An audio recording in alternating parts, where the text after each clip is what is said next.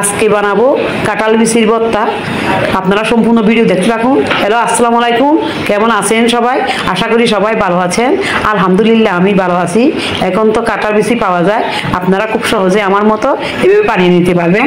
এবার একটা প্যানের মধ্যে কাঁঠাল বিচিগুলো দিয়ে দিয়েছি, আমি সিদ্ধ করে নিব। 1 কাপ পানি দিয়েছি। 15 মিনিট সিদ্ধ করার জন্য আমি ঢাকনা দিয়ে দিচ্ছি।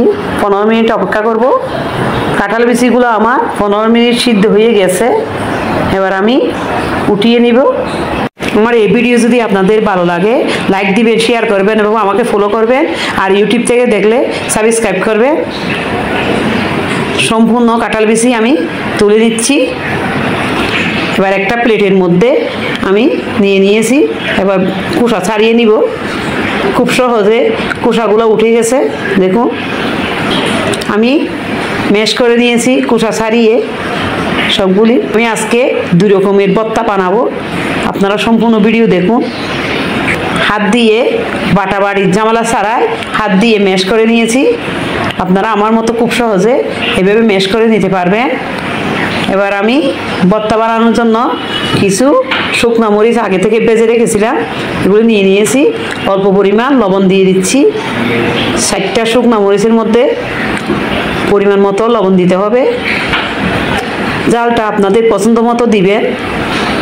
মরিচটা মাখা হয়ে গিয়েছে। এবার আমি পেঁয়াজ আগে থেকে বেরেস্তা করে রেখে দিয়েছিলাম।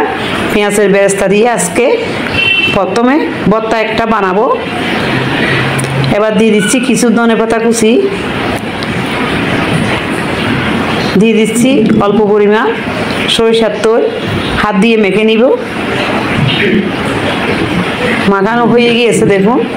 এবার কাঁঠাল বিচি যে আমি ম্যাশ করে রেখেছি অর্ধেক এখানে দিয়ে দিচ্ছি।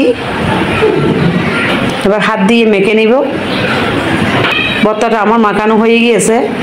এটা এত যে মজার হয়, একবার হলেও আপনারা এভাবে বানিয়ে দেখবেন। আর বাকি যে কাঁঠাল বিচি ম্যাশ করা আছে ওইটা আমি বানিয়ে নিব।